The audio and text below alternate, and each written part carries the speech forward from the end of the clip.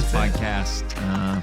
Queens Connects Us is a fellowship of ministry leaders who are collaborating together to see the kingdom of God advanced here in Queens. As always, we have Lester. Lester, how you doing? Good. Cool. Whatever. I like the shirt. This is going to be fun. This is going to be a spicy. I can just feel it. All right. Wow. He said, okay, bye next. Larry Mayberry, pastor of Larry. Queens Church. Welcome. How are you? Good. Thank you for having me. Hey, our topic for today is transplant church planting. But before we do, Larry, would you tell us a little bit about yourself? And yeah. I am a transplant church planter. Hence why That's you're my confession. Why you're on the podcast today. Yeah, I moved here in 2011 to plant churches in Western Queens from Houston, Texas. I have a wife, Lindsay. She is a church planter with me. And we have 4 kids. Moved here with 1 2-year-old, and now we have 4 kids: a high schooler, 14, 11-year-old 6th grader, 10-year-old 5th grader, and a 5-year-old kindergarten girl. 3 boys and a girl. And you've been in New York how long? 12 years. 12 years. And you've been a part of 2 church plants. Is Yep. that right? Yep. Started Both a in church. Queens. Yeah, both in Western Queens, right in this area. That's our main heart is Western Queens. So LIC, Astoria, Woodside, Jackson Heights, Sunnyside, Elmhurst, East Elmhurst. We're sticking there. It's either there or nowhere for us, as far as New York City is concerned. So yeah, we moved here to plant churches in these neighborhoods. Severely underchurched neighborhood, 800,000 I was going to say, people. why those neighborhoods? Yeah, it's a church desert. So 800,000 people, maybe a little over a dozen, give or take whatever month it is, and how many recent church plants that tried have failed and closed, or Yikes. older, more established Spicy. churches have closed down. So like a dozen-ish, Right. maybe a few more or less English-speaking gospel-centered churches for 800,000 people. Same area, there's a couple dozen Hindu or Buddhist temples, 60-plus mosques. So it's not a God desert, but it is a church desert. Yep. So without Christian neighbors, evangelism doesn't reach certain corners of these neighborhoods, and that's our main goal: plant churches in these neighborhoods. Okay.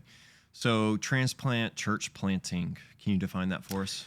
Yeah, it's when a family or group of families move from where they are located to a new city in order to plant churches. Like that's their main purpose, is to come there and plant a church. Okay. So this is a simple question, but it's going to kind of launch us out. Is transplant church planting good or bad? Ho, ho, ho, ho. What do you think? So as a transplant church planter, I think that it can be good, but I have seen it be bad more often than I have seen it be good. Okay. In New York City specifically, I can really only speak to the whole city because I've seen a lot of people come and go in the whole city.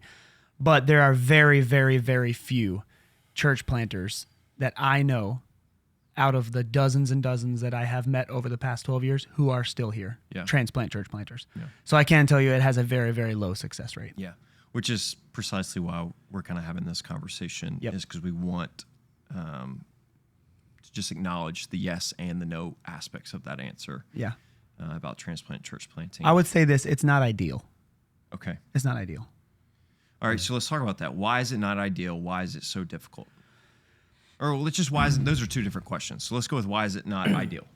Yeah, I think it's not ideal. My wife loves to garden, and it's not ideal to be a transplant church planter for the same reason it's not ideal to transplant a plant. Okay. So if you're gonna transplant, we'll take a tree for instance, because a tree has a little bit more established roots. If you dig out a tree, it is possible to transplant it successfully. But when you transplant a tree, you cut roots of the tree, you change the environment, you change the location. And so sometimes you get like certain branches of the tree that do not thrive in the new location, like the sun doesn't hit them right or something, and so a branch will die and the tree survives. Sometimes the entire tree dies. Sometimes the fruit, it used to bear really good fruit and now it doesn't. And obviously sometimes the tree thrives in the new location, but I think that's the reason it's hard. It's because people are like that. You know, Jesus uses a lot of agricultural analogies when he's speaking about people, and we have roots as well. And if you are planted in a place and you dig those roots up, then you're going to cut some off. In your new place, you may not have analyzed the trajectory of the sun, so to speak. And so you may have some branches of your tree, which might be your family or your own personal spiritual life or relational life, that end up going dormant or even falling off, and so it's difficult to transplant. It's difficult to be a transplant church planter, because in order to transplant something, you have to cut roots and you have to change the location. And with the location changing, there's a lot of things you can't control. Okay, so when we talk about not being ideal and difficult, based off that illustration, you're largely emphasizing the negativity for the church planter who is transplanting. Yep. Which is interesting because I was leaning towards the negatives of the community aspect as opposed to a non-transplant. There are some negative aspects to it, but you were emphasizing the negative on the church planter. So I want to split those ideas a little bit because I do think there's positive and negatives to both. What are some of the negatives, using that analogy, for the church plant and as a transplant church planter versus a non-transplant? What difference does it have on the community? What difference does it have on the church plant perception? Some of those things. Tell us what a church planting savior is. Oh my gosh. This is the perfect time to talk about that. I know we'll go into it later. My gosh. No, right now. This is like it. jumping into bed. Dang. So Lester, I'm a transplant in Lester's community. Yeah. Right? Right. So there's this idea of church plant savior, or church planter savior, church plant transplant savior, or whatever. Yeah. And I want to be clear that Larry is not a church planting savior. Just because we see you and I'm seriously, like, before you came into Queens Connects this role, like, okay, this guy is actually very safe because you've been around and you are very community oriented. Yeah, but define church plant. Right. So I think savior. I think for me, a church plant savior is, and this is often is when I see a white person come in to like Queens or Manhattan, and they're like, we're here because there's so many sinners and we want to, like, grow churches and bring them to Christ. Penetrate the lostness. Yeah. And I'm like, what are you talking about? You're such a freaking fool. And two, what happens is you're triggering me as someone who lives in Queens, which means, remember this, right? Like, a lot of people who grew up here are from immigrant families, who has broken families, who have dads who left us, who has abusive family members, who has this come and go feeling.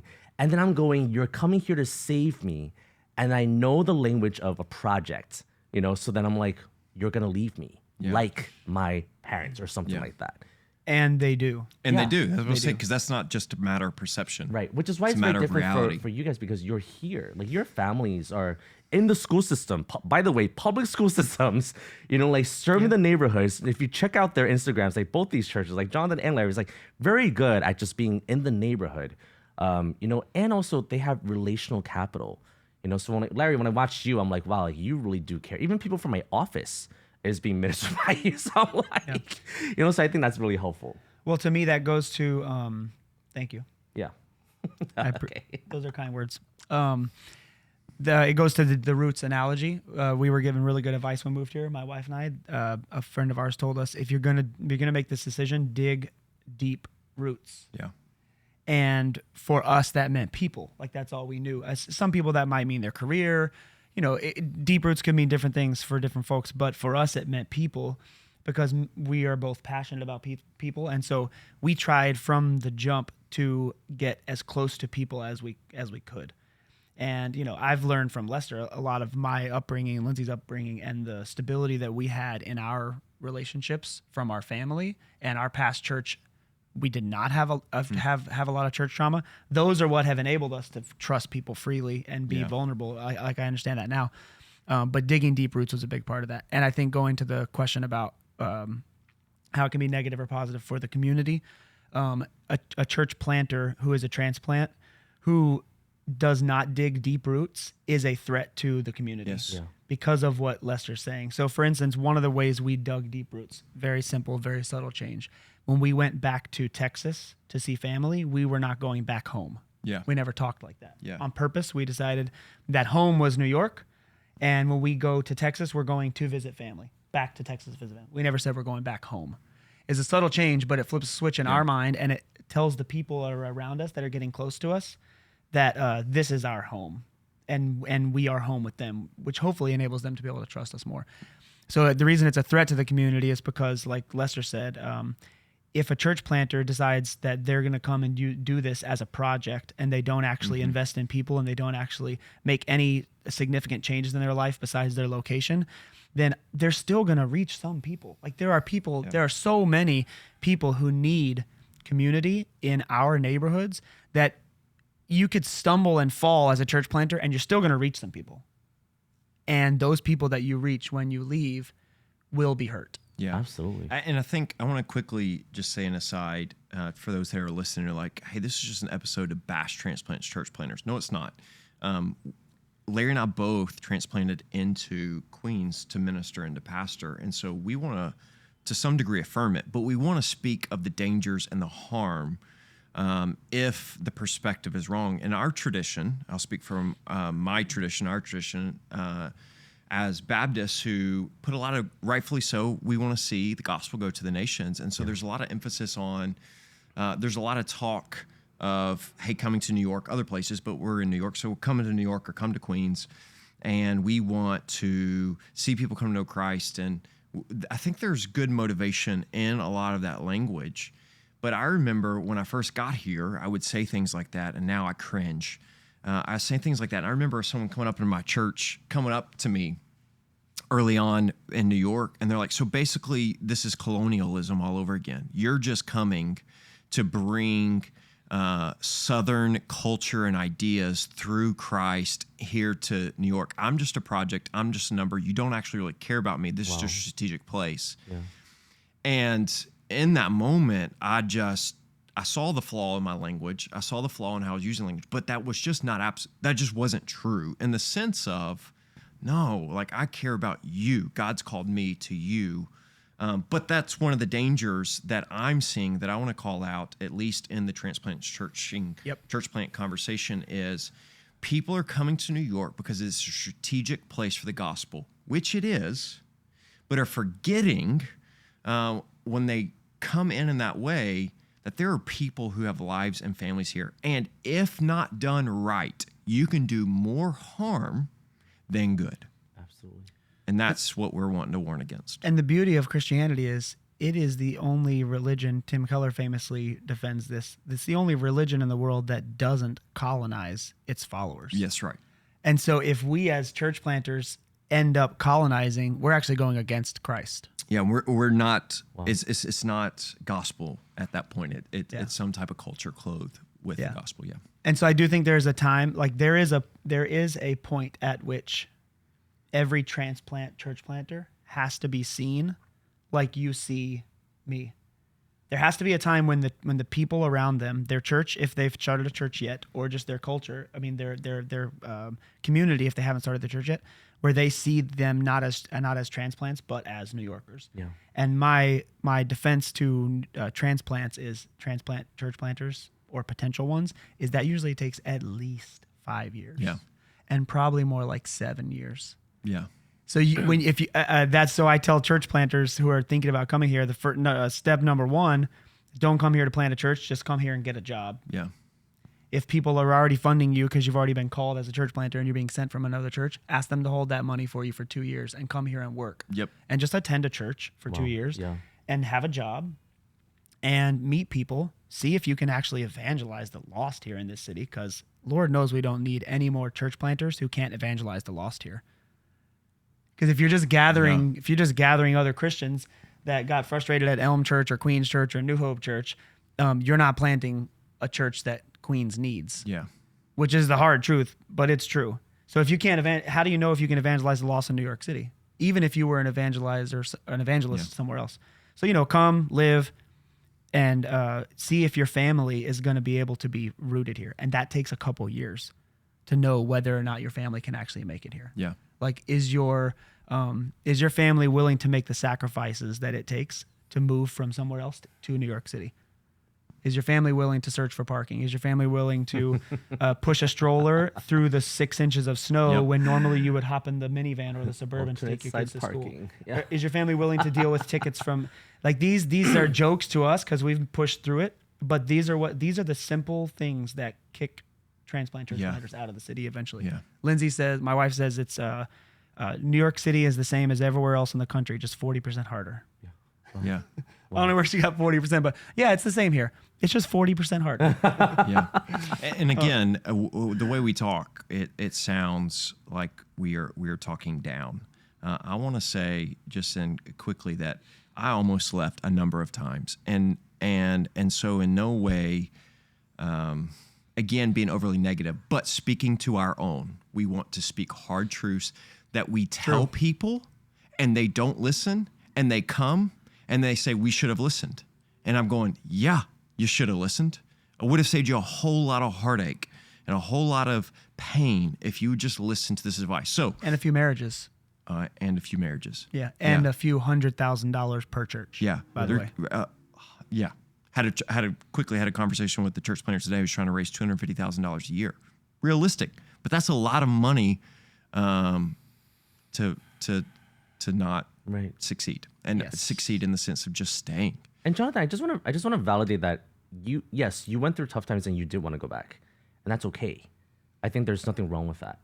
Right, because that's your experience, and it is a valid concern for you and your family. But you're right. Like, this is really about like what happens when we don't focus on if you're coming here to focus on the neighborhood, but those are valid things that you went through. So even if they do want to go back, fine, it's okay. Sure, 100%. Yeah, absolutely, it's really okay. So that's why we're like, this is not a bashing session. If you need to go back, go. Right. But I just think it's a put things in order session. Right. Like that's good. If you would like to consider planting a church in New York and you're not from here, then don't say, I'm going to come here and plant a church. Right. Say, I'm going to relocate my family to New York. That's the first step. Right. And then, of course, if you end up leaving after 2 years, what's the harm? You know, except hopefully that your family is still good. But yeah, you left. You could even, you're in part of Connexus and you try your hardest. Yeah. But if you come here with the colonizing type of mindset, well, we can't call it that because when they're not thinking colonizing mindset. Right. But if you come here with the, I'm going to come and plant a church mindset, and you start from day one with the main goal is planting the church without a job, and then it doesn't work and you leave, then it will feel differently than if you came here to try to just establish your family and then you leave. New York is not for everyone, and that's okay. That's right. And the basis of that would be money. It's always going to be money. Yes. Right. And me as someone who grew up here is going to feel that. It's always going to be about money for immigrant families. So when a transplant comes here and they're going, we need to make it work, make sure the numbers shoot up by the end of the year, tithing goes up, all these things, it seeps. And for someone who's very allergic to that because of our upbringing, I will catch that without you even speaking a word. And by the way, you will not hit that target you put in your prospectus. You are not going to have 100 people within a year of there's not going to be 75 people at your launch. It's not going to happen. This is not. Yeah. There are very, very, okay. So very getting few churches practical. We've said it a couple times. Hey, move here and for 2 years work. What other advice? What other roadmap are you giving to transplant church planners? Don't come if you are not well supported inside of your own family. Okay. That has been a big hurdle that I've seen end up causing problems. I mean, your nucleus family, like your spouse and your children, if you have children. The more children you have, the harder it will be. That's a fact. Yeah. So if you're thinking about it, come now, not once you have a couple of kids. That makes it harder. Mm-hmm. We had one child, but and he was a little over 2, but he's adopted, so he had only been adopted for 6 months. So I think that worked to Lindsay and I's advantage. It wasn't strategic. It's just how it happened.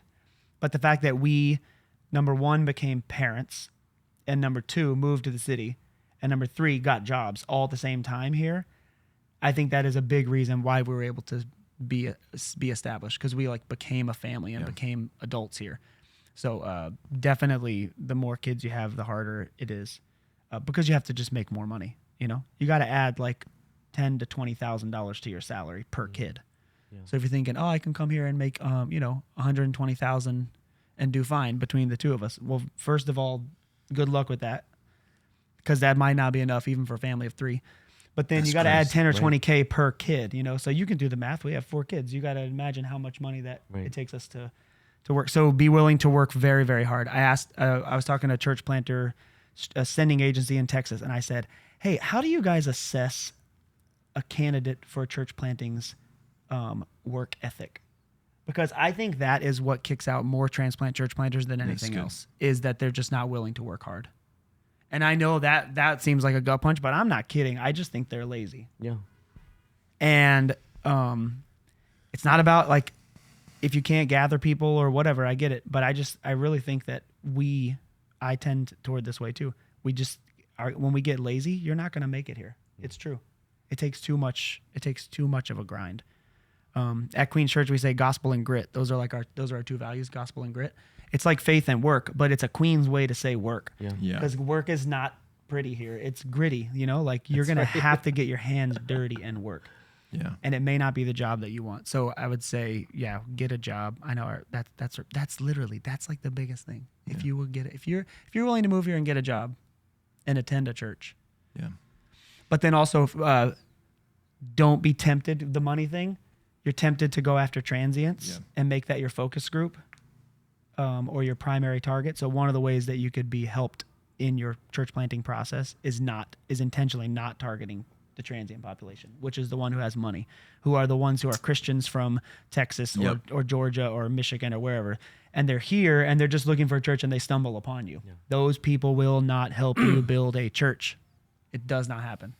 You have to move into a neighborhood and you have to start meeting the people who are in the neighborhood. Start with the senior center, the senior adult center in the neighborhood, go to the after school program in the neighborhood, in the projects or wherever. You have to go to the places where people who are not leaving are, and you have to try to start building relationships with them. I love the whole thing about finding a job and also attending a church, just because I think even here Queen's Connections was started because we were going, wow, there's so many narcissistic pastors out there, that comes in here and takes advantage of the people. Yeah. But I bet you if they worked in a company and went to a church, that would have been weeded out real quick. They would have felt the pressure and they would have left. But you give a church planter immediate power, who might not understand the neighborhood, and then immediately you have this like hierarchical feeling that happens and that treats me like a project. Yep.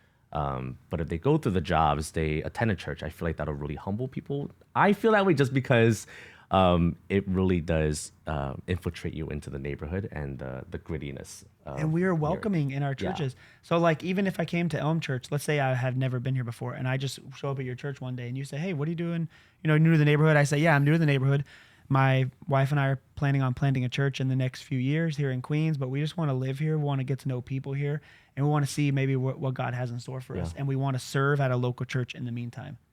You would be like, that's music to my ears. Yeah. Absolutely. It's Tell safe. me when you're ready to serve. Yeah. Attend here until you're ready, and then I'll plug you in. Yeah, even you just saying that made me feel safe. Yeah. Because I'm going, you're not going to be a hazard to my neighbors. Yeah. Right? But it's so simple to say that, to like say a phrase like that. Yep. But if you don't have that knowledge, if all you have is your sending church or your sending agency who's like, go plant a church, we're going to fund you, blah, blah, blah. Like, what if you just set all that aside and tried that later? Right. Like, get into the process later.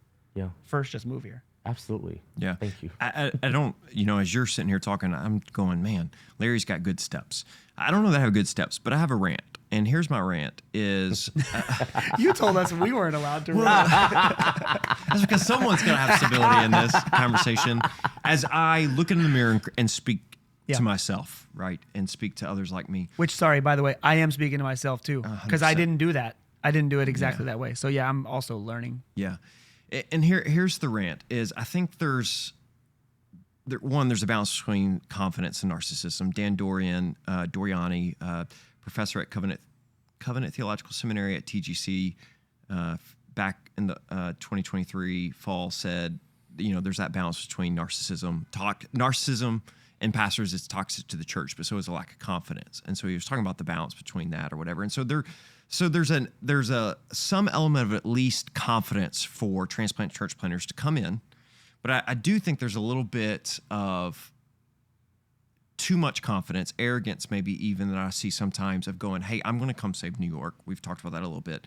But in that, whether they realize it or not, for various reasons, there's also a little bit of building a platform, and they're using a church plant to be successful. They're using church plants to show that they can do it. I remember sitting in when I was in Center Church with Keller and Michael Carrion. Michael Carrion took a moment and said, that one of the biggest things he sees, which I have found to be true, some experience in my own heart and in conversations with others, is that church planners, whether they realize it or not, are doing a lot more building their platform and building their kingdom than they are Christ's kingdom. And therefore will make a lot of decisions early on in church planning that benefits to them, i.e. Get 100 people together by whatever means possible in order to fund myself or to do this or that. And what it does in the long run is it ends up bringing harm. Yeah. And so so my advice to a church planner after that rant might be coming in, do a deep dive on why you want to come plant a church here.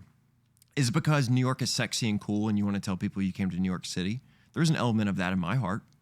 Was there, hey, I want to prove that I can make it in one of the tougher places? There's a little bit of element in that in my heart. Is it, it's a strategic place and you see it as strategy versus honoring and loving the people. And so my advice would be, before you come, when you come, yes, come, be in the church. Before you come, sit down with a counselor. Sit down with someone who's going to put a mirror in your face and examine and make sure your identity's in Christ, make sure your identity's rooted deep in the gospel, and make sure that you're not coming for any other reason that is selfish related. Because now that I've been here 6 years, this is my home. And I love the people of this city. And so I want to lovingly say to transplant church planners, don't come in and hurt the people of my city. Because in 6 years, I've seen a lot of people come and go in 6 years already. Mm-hmm. And so just for the sake of, I'll end the rant with this. I think. We'll see. I'm a preacher. You never really know. You have yet to rant. Oh, well, thanks. I'm 40. Come at me. I'm a man. That's a rant. I don't want to do anything to hurt the church. The capital C church, my church, lowercase c. I don't want to do anything to hurt the church. And as pastors, we are called to love, protect, and care for the church. And I just take a humble pill and recognize you can come in and do great harm to the church, depending if you don't do this in a healthy way. So just slow down and listen to some people who have come before and do it in a healthy way. With all that being said, we need church planners. Yeah. Local, transplant, we're for it. We just want it done in a healthy way. Yeah. Ran over. Good rant. Thanks. Yeah. I re-X that. That's so funny. How do we retweet once X now that it's just re-X? I retweet. I retweet that. What is I'll that? still I retweet that? Is that a thing? Yeah. So, okay. I completely agree with what you just said. And it's important for potential transplant church planters to understand that you, if you're thinking about it, you don't love New Yorkers yet. I did not understand that when I moved here. You said, I love the people in my church. I love my neighbors. Yeah. I believe that you do, because you have neighbors and you have people in your congregation who you know. But I think I said that before I even moved here. I love New Yorkers. I love the people there, so I want to come. No. You don't. So, how do you parse out? You said go through a discernment process. Why do I actually want to come, kind of thing? Mm-hmm. One of those questions is, why do I say foolish things like I love New Yorkers when I don't even know New Yorkers? Yeah. You might not love Lester if you meet him. It's true. Lester's a New Yorker. He comes across sometimes as abrasive, right? What? I'm not abrasive. Or at least, or bold. And some people are off-put by people like that who are it's true. Now, and some people like me fit in places like that where you're willing to say that. Yeah. But you don't love New Yorkers yet, and that's not an accusation. Yeah, that's a realization I should have had. It would have been helpful for me, because what you don't love the people until you know them, and you don't know them until you spend time with them, and you can't spend time with them if they are a project to you. And the way to make them not a project to you is to, like you said, slow down. Yeah. Just come, live. Stay in a little Airbnb for a couple nights or a week like we did before we moved here. That was not getting any real life church experience. Yeah. Queens experience like we thought it was. Yeah. I wish we would have just, gotten jobs and moved here. Yeah. So, Larry, that's so good, because I feel like even you saying that, you don't know that you really love New Yorkers or not. For me, on my side, I'm going, I hate it when someone comes to me and goes, I love you.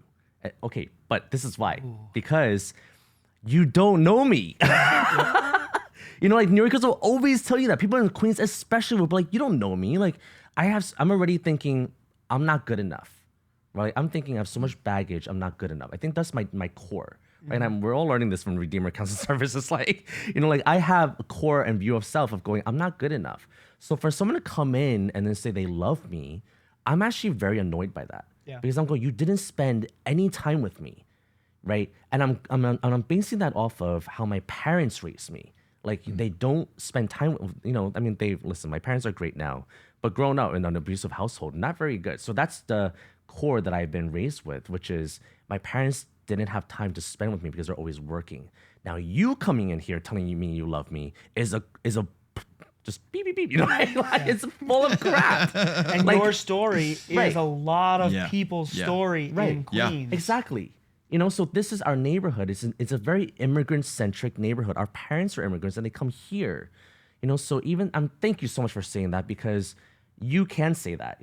But for me, I'm going, whoa, don't say that to me because I don't like it.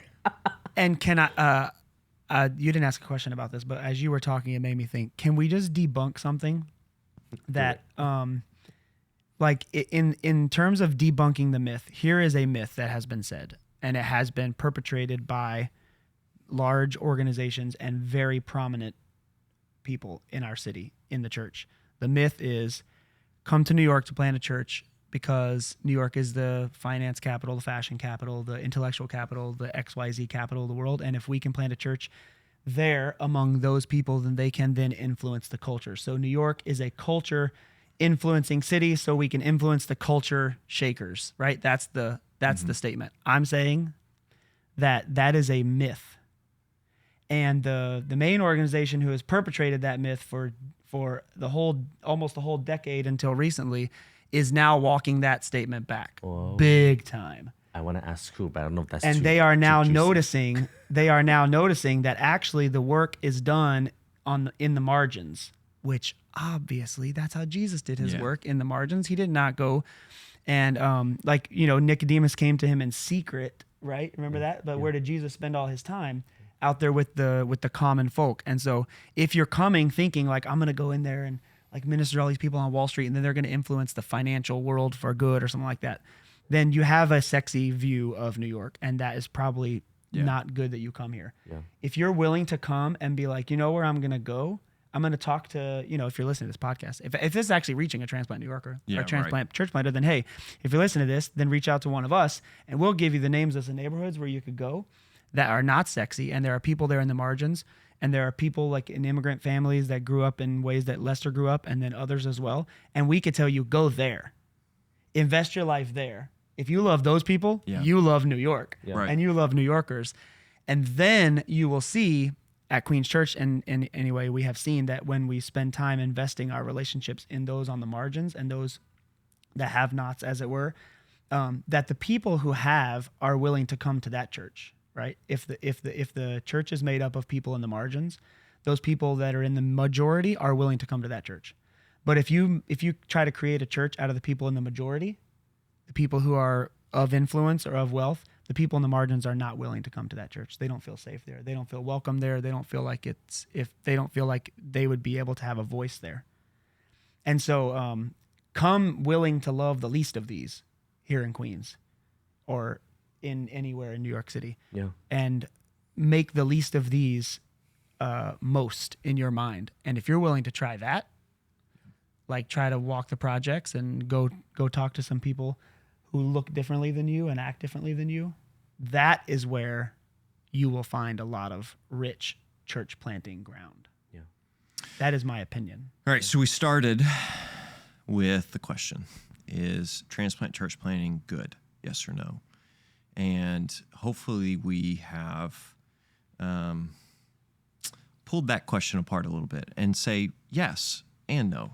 Right? There are some negatives to it. There are some harms in it, but we also want to emphatically say yes. Like, yes, transplant church planting, local church planting, yes. We, at the end of the day, recognize there is a need for multiplication, for churches to be planted, because there are people who desperately need to hear the good news of Jesus and need to see the light in people and the gospel in people. And so we want to just end and say, yes, let's plant churches, but let's learn from mistakes. Let's slow down and let's do this in a healthy way in order to continue to see this city multiply churches to see the gospel and the kingdom of God advanced. And so yes, come. If you're thinking about coming, come. But just go listen to this podcast again and make sure you're coming with the right approach. Yeah. So I don't have anything else to say except I love you, Lester. Okay, thank you. Make him feel awkward on. We're not ending right. Anyway, I have more to say. So go for you it. guys, can I just say?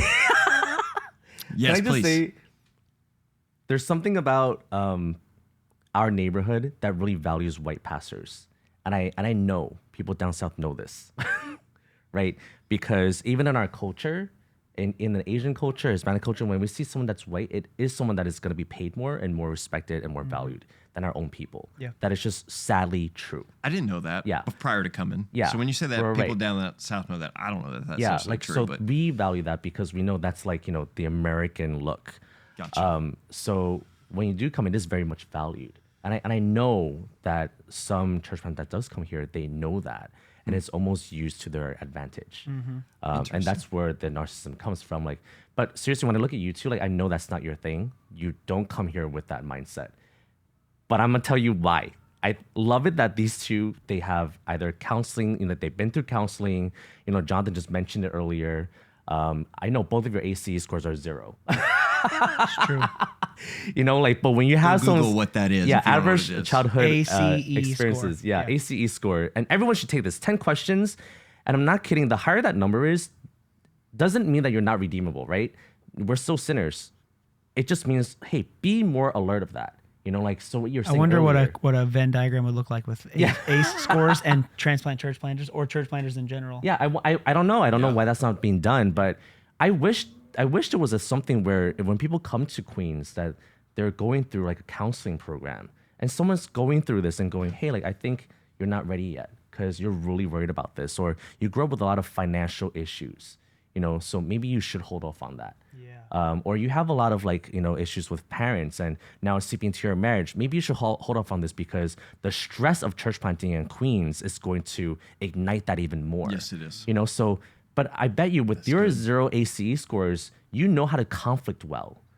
So you probably, it doesn't mean you don't conflict, right? But it just means you conflict better than someone with me with an ACE score of 6 out of 10. Because for me, conflict is throwing things and ending things and hurting someone. Whereas for you, most likely is not what you want to do. I must end you because you're going to hurt me. So that's my trauma. And that's why it is dangerous for someone to come here, church planting, being a pastor, whoever it is, to lead. If you know that your AC score is much higher. But you guys are so cognizant of that, which is why I find the both of you very safe. I had this feeling like, oh, they're safe people. Yes, I obviously was like, oh, I want to test them out first, see how they're doing. But, you guys are great. And I think your church members can attest to that. I agree that like when I learned about that at Redeemer Counseling as well, it was mind blowing to me and has helped me understand people better. Yep. But what a transplant, if we move to the next step of like, okay, you're here and now you're ready to plant a church.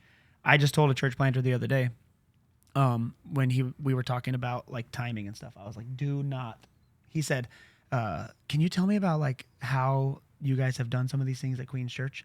And I told him, like, we did not start until we had Queen's people at the leadership table with a voice. Yep. Yeah. So like So which comes with conflict. Like you just said, I'm trying to get someone who's wanting to chop my head off if I do something wrong. Like what you're saying, I'm not talking about finding transplants. I'm not talking about finding people with ACE scores of 0. I'm talking about trying to find people who have become Christians as a part of your 2 years of living here kind of thing. You've made their disciples of Jesus now. They need to have a voice into the name of your church, the vision of your church, the mission of your church, and then into the actual planting of the church. And that's the problem with parachute planting, which we didn't even talk about that phrase. But like transplant planting that's done in a parachute way, where you literally just paratrooper in and you start the church up. That's the one that I would almost condemn, full stop. Yeah. Yep. Because you can't have people like Lester at the table with the voice in the church plant if you just parachuted in here, because Lester's not going to trust you. Yeah, I will stop this. Yeah, exactly. Which would be social media everywhere. which would be helpful. And just as a quick emphasis on that, I was having a conversation with the church planter just this past week, who their church is in, I think, just finished their second year, going into their third year, came here with $1.5 million in the bank. 3 full-time staff members from outside of New York, and they've already used up all that money, and thankfully are still going, barely. Oh my gosh. Yeah. But dude, see, stuff like that, like it's good to know that, right? Because it happens. Yeah. But my thing is, well, there's people like me that grew up here. There's people like me who wants a church plant. Like, that money could have been so much well spent with me. Spent. You know, I'm not saying I'm going to steal it, but I'm just saying, like, someone. I don't need that money, but okay. But I'm saying, We know what you mean. We understand. See what I mean? But Could you love a guy like But I'm this? saying, like, you were just saying, like, sitting with someone at the table that grew up in Queens, like, that's empowering me. Yeah. Yep. That's going, wow, I never knew I can have a voice like that, because I don't know. All I've known is a fight or flight feeling in my entire life. You know, but if someone who comes in with a secure background, loving family, I know you're going to be safe and you're going to elevate me, and then let me learn this. Let me learn this and then lead, you know, with you. Or elevate me so I can learn how to church plant on my own with other people. You know, so doing this with people at Queens would be really helpful. Like, why is it that they're coming here on their own? I don't know what's happening. And there. then, well, they're coming here on their own, or like because a sending agency sent them, but then they're planting churches with other people who are also transplants. Yeah. And that's my point. Yep. I don't think there has been a church that left, like all the ones that I've seen over the past 12 years, who came and tried and made it between 1 and 5 years and then left. I don't think any of them had Queens local voices at the table in their leadership team or their planting strategies, but they did have other transplants at the table. Yep. Like if when you start your church, you have a transplant preacher, a transplant worship leader, a transplant children's director, a transplant outreach coordinator, and a transplant greeter. Wow. I will tell you that in 12 years, I have never seen that work. Yep. Yeah. So I don't know if it could work, but I don't think you should try it. Again, putting an emphasis on that. I had a coaching session with a different church planter today, who I was trying to coach him about building a team. And so in coaching, I'm just asking questions, not giving advice, pure coaching. And so I asked the question about building a team, and he listed a bunch of people, none of which were from here. They're from, you know, the Mason-Dixon line or below, which is, for those who don't know, that's that's deep south, right? Okay. And I said, we're going to ignore every answer you just gave. Yeah. Who locally? And there was no answer. And I said, you're not ready then. Like, you've got to. Yep. You've got to. There's more. You want to keep talking about it? Yeah, Are we allowed no, to yes. Keep talking? Okay, here's another thing. If you're listening to this and you're a transplant church planter and you grew up in the suburbs, don't come to the city and try to plant a church. Why? Say more. I know that's a hot take, but Yeah. if you grew up in a rural town or you grew up in an urban center, I don't mean you say you're from Houston, but you're really from, like, 20 minutes outside of Houston. I mean, like, in the city of Houston or in the city of LA. If you didn't grow up in an urban area or a rural town, you will have a very hard time planting a church here. Suburban people do not do well in this city. Wow. Because the suburbs are insular by very creation.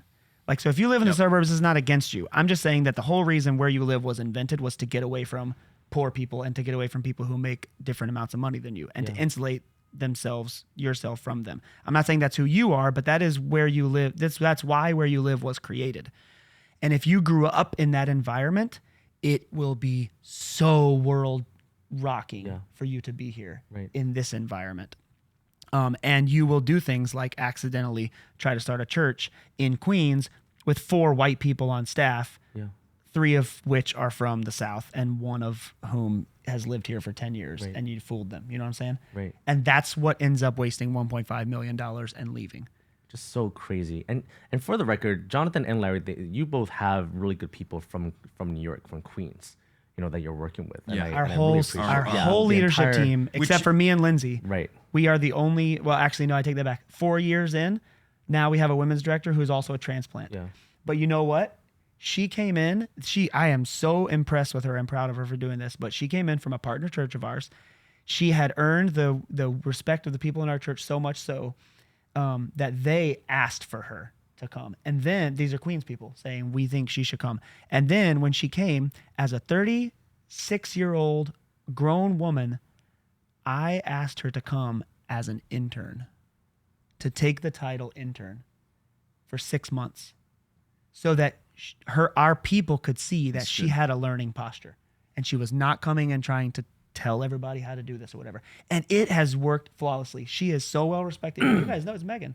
I was just going to say, so Larry, you don't know this, but I actually recommended someone from my office to go, and I mentioned her name because I, as someone who grew up here, is going, I trust her with someone that from my office who grew up in Queens. And I'm going, yeah, like, I think you should go and find this woman. Yeah, and let her minister to you. Yeah. Yeah, because I trust her. She moved in the neighborhood. She's right on top. She's in your building. She's in the same building as church. But that's so, I mean, imagine what that was like for Megan. I've talked to her about it, and she plays it down. But, like, that's a big deal to come and be called an intern for 6 months. Yeah. But she did it because she said, you know what? I'll take a learning posture. That's okay. And she learned from people. And you can't find a woman at our church who hasn't been ministered to really well by her. So, like, I mean, you know, if you're willing to do stuff like that, if that turns you off to think, I would never go somewhere to be an intern when I'm in my mid-30s and I have plenty of experience. Don't come. Then don't come. Yeah, I'm telling you, don't come here. Yeah. Because you would just hurt our people. You know, I don't know if I could do it. She did it though, and I'm telling you, it worked. And I think it's amazing that you're saying this partnership. You know, like someone coming here and going, I want to partner with these people and work with them. That's very different from I'm going to come here and change their lives. Yeah. You know, and this top down is going to be, it's a problem. For someone who I grew up here, so I now have a better language. Whereas before I'm going, okay, this is normal because Asian culture is top down.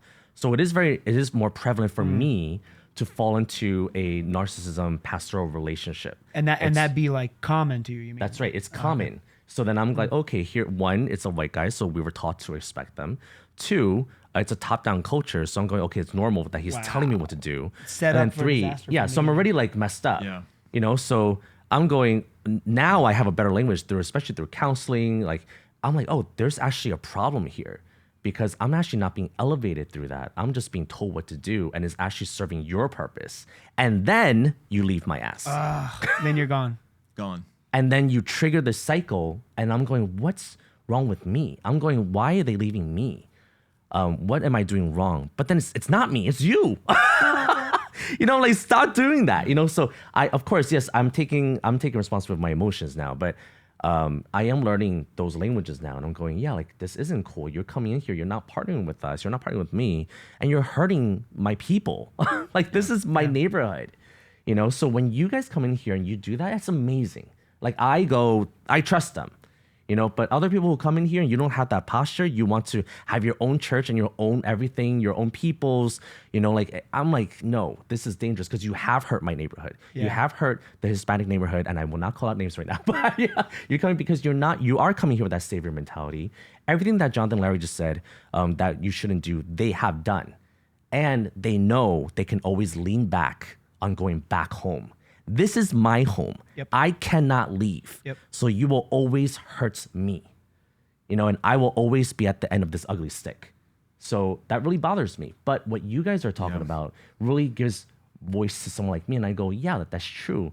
Thank you for doing that. Thank you for saying that. Thank you for pointing those things out because we have been saying this, but we're just in our neighborhood and no one really hears us. There's no platform for this. You know, so you naming these things have been very, very helpful. So thank you. Thanks for doing that and being safe people. So, yeah. I want to encourage listeners, if you've been listening to anything Larry and I have said, just hit pause, rewind, and listen again to what Lester just said. Not to just what he said, but the heartbeat behind what he said, because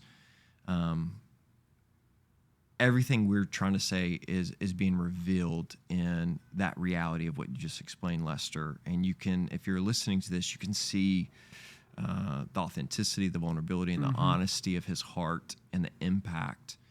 And so just soak in that truth. And so, Lester, thanks, man, for and just not being honest right there. Yeah. Not everybody who has been hurt has the resources of counseling that you're talking about. Yeah. Have given you this language and help you. You know what I'm saying? Like, think Yeah. about people who have been hurt by don't have planters this. and don't have that. They don't even. They just either carry the trauma or they're just completely disenchanted with church and with Absolutely. God afterward. Yeah. And that happens time and time again. Yeah, and then the churches. I mean, this is what's. Then we get blamed. Then the whole Christianity as a whole, gets a bad rep, and church plants gets a rep, and churches in general gets a bad rep. And I'm like, wow, like stop that. Like if we could just everyone go to counseling. I swear. You know what thing a lot of transplant church planters say, that if you could just stop saying this, and I'll give you a reason why this might help you. Like, yeah, we're here for the long term. They say that like on day one or before they even move here. You don't know. Like, we're going there and we're going to be there forever. Until God leads away. Like, stop saying that. Yeah. Why don't you just say we're going to come for 2 years and see if it works out? You'll get more respect from a New Yorker Right. if you say that. Like, if I said that to you when I came to Elm, that theoretical thing earlier, like, we're going to be here for a couple years just to see if we can make it in New York and then done. talk about planting a church. You're like, oh, snap. Let's go. All right, cool. Already locked down. I love this And guy. you would be willing, Lester would be like, hey, Cool. I like this idea. Yep. Can I help you get a job? Can I help you find a place to serve in a Absolutely. church? Yeah. Come to Queens Connexus, because you Absolutely. already are saying from day one, I'm not trying to win anything. Right. I'm trying to see if we can make Yeah. it. And if we can, then I got plans. Yep. And listen, That's fine. on my end, I'm not thinking everyone's gonna stay with me, right? I'm not like this control Right. freak where I'm like, so let's don't get that twisted. I'm not thinking everyone's gonna stay. It's the promise part of yes, it. Or when like you- the... yes, exactly. When you tell me things like, I'm gonna see until God leads me elsewhere, I'm done. Because I'm going, why am I wasting my time with you? Yeah.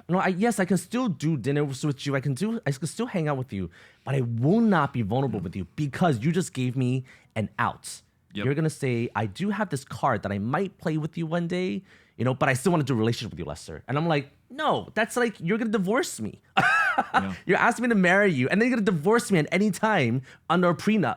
Like, that's what's happening with me. Yeah. So It is like having... Oh, That that's was a good one. illustration. Yeah.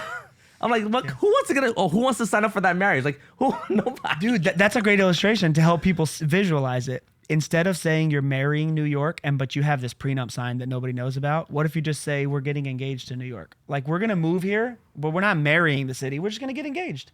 Yeah. And we're going to flirt with New York a little bit for a couple years and then see if we like it. Then get married to the city. Then- But Like- you better do this stuff. You better chase me though. You better take me out to dates. You better spend money. You better do all this stuff. You're right. So you better woo me. Yeah. And then I'm like, okay. He likes Donovan's.